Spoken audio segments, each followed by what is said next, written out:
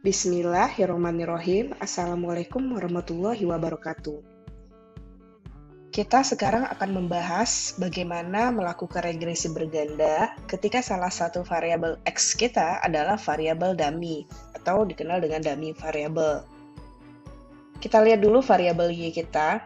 Variabel Y yang digunakan adalah abnormal return sukuk. Itu merupakan variabel yang sifatnya kuantitatif. Bisa dilihat di datanya. Ada angkanya, jadi variabelnya adalah kuantitatif. Variabel X1 juga sama, variabelnya sifatnya adalah kuantitatif atau angka. Jadi di sini X1 bisa dilihat ada angkanya. Sedangkan variabel X2, rating obligasi, merupakan variabel yang sifatnya kualitatif. Karena itu, kita perlu rubah menjadi kuantitatif. Caranya gimana? Dengan membentuk dummy variabel. Tergantung kepada banyak kategori daripada variabel kualitatif kita. Kategori untuk variabel kualitatif kita di sini adalah 5 kategori yang merupakan rating obligasi. Sesuai dengan rumusnya, N dikurang 1 untuk membuat dummy variabel. Jadi ketika kategorinya 5, maka dummy variabel yang kita buat adalah 4. Jadi harus dikurangin 1.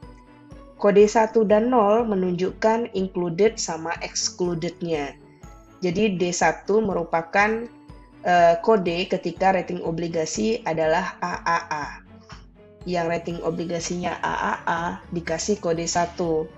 Sedangkan jika kodenya selain AAA dikasih kode 0. Begitu juga dengan D2, D3, sampai D4. D4 menggambarkan rating yang BBB. Ketika ratingnya BBB, yang di sini, maka dikasih kode 1. Ketika selain BBB, dikasih kode 0. Kita akan contohkan melakukan regresi berganda di Fuse. Tapi sebelumnya, saya akan menjelaskan jenis datanya dulu. Di sini bisa dilihat, datanya ada terdiri dari banyak perusahaan dan banyak tahun. Ketika data kita terdiri dari banyak perusahaan dan banyak tahun, itu namanya merupakan data panel.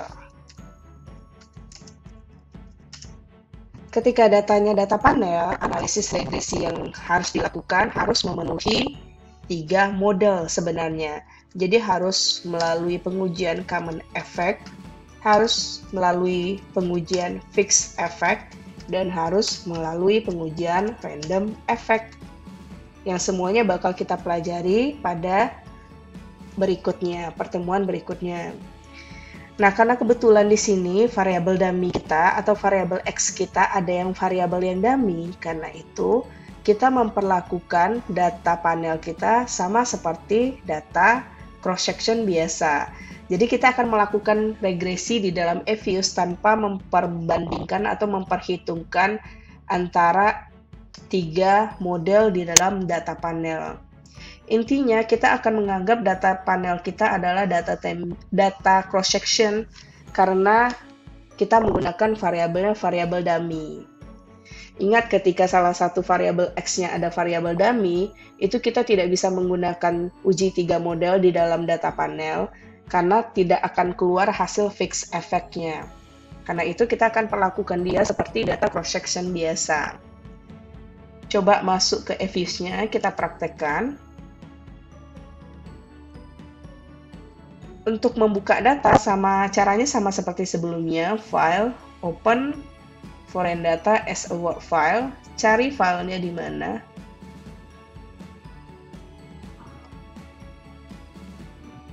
Next-nya 3 kali. Pilihan basic structure-nya adalah unstructured atau undated. Nah, terus klik finish. Klik imported, klik yes. Kita lakukan regresi, caranya sama. Data Y-nya diklik dulu sambil tekan tombol kontrol di keyboardnya. Diikutin dengan X1, D1, D2, D3, dan D4. Jadi ketika mengklik variabel lainnya, tombol kontrolnya jangan dilepaskan. Nah, terus klik kanan, open as equation.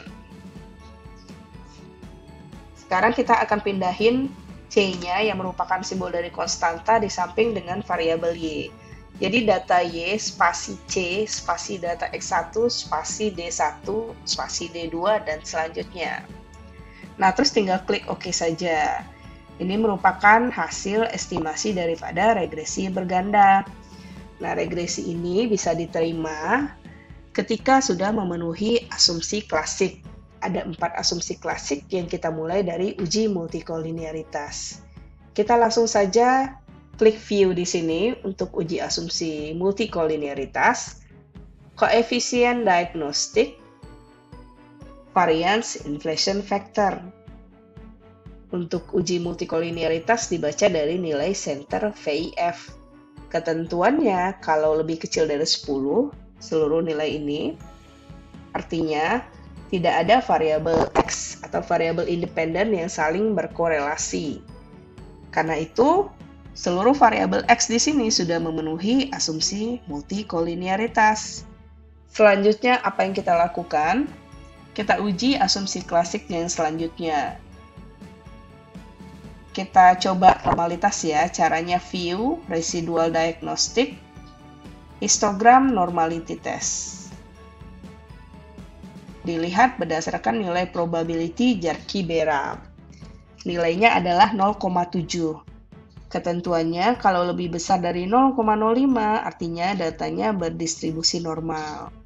Jadi di dalam estimasi kita datanya berdistribusi normal karena itu sudah memenuhi asumsi normalitas.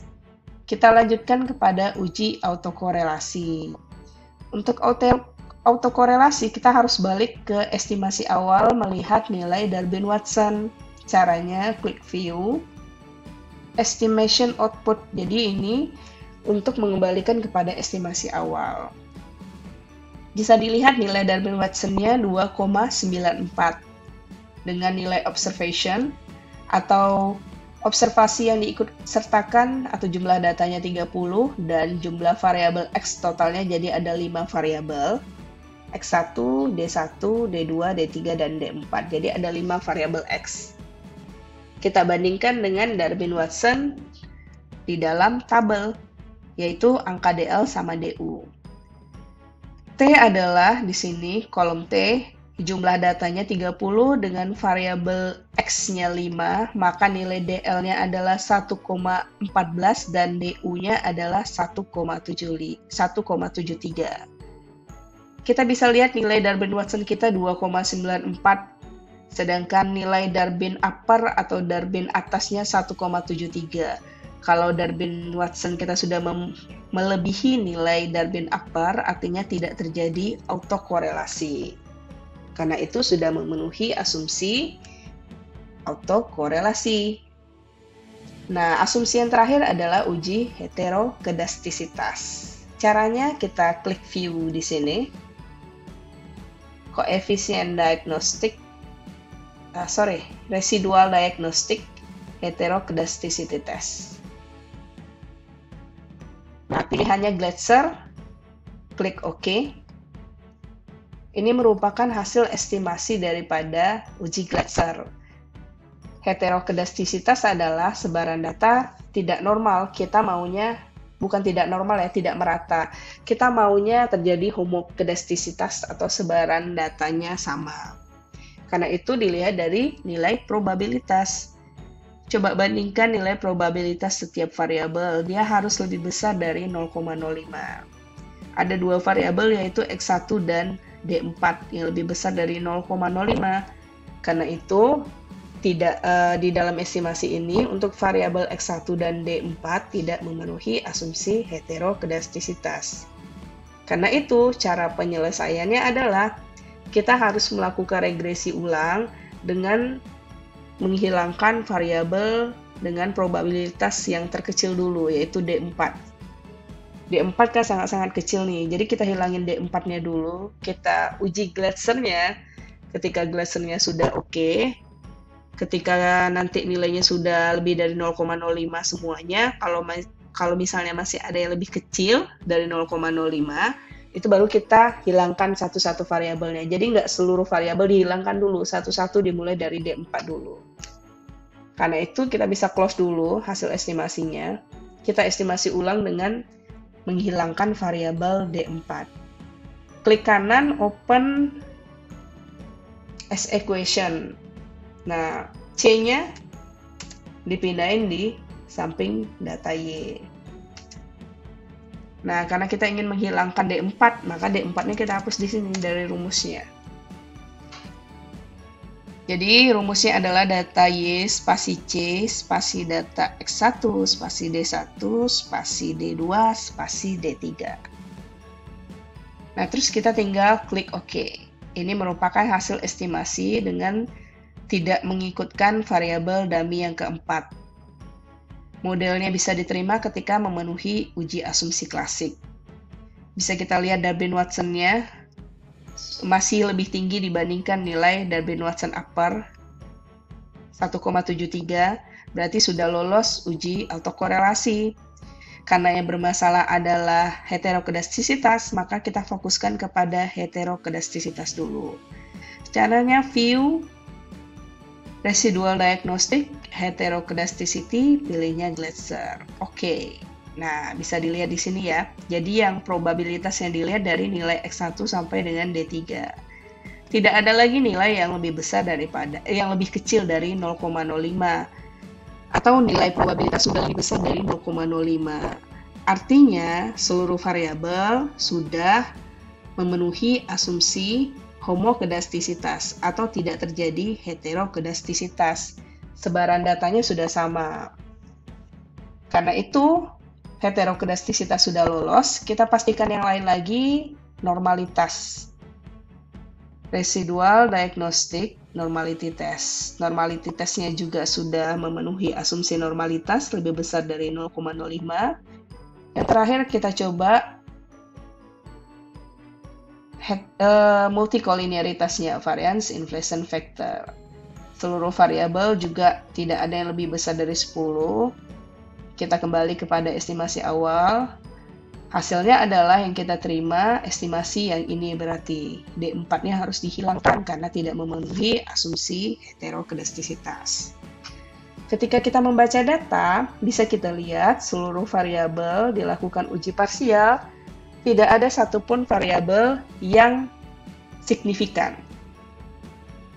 Begitu juga dengan uji secara simultan dengan melihat nilai probabilitas F statistik. Jadi probabilitas F statistiknya lebih besar dari 0,05. Artinya secara bersama-sama variabel X tidak berpengaruh terhadap variabel Y, begitu juga secara sendiri-sendiri atau parsial. Nah, bagaimana menganalisis hal seperti ini? Hal ini tidak apa-apa atau regresinya dapat diterima ketika asumsi klasik sudah dapat dipenuhi. Jadi jangan khawatir kalau variabel kita tidak ada satupun yang signifikan. Asal uji asumsi klasiknya sudah lolos. Asumsi klasik menandakan kualitas data yang sudah baik. Hal ini juga didukung dengan nilai R-square yang kecil. Nilai R-square-nya adalah 0,07 atau 7%.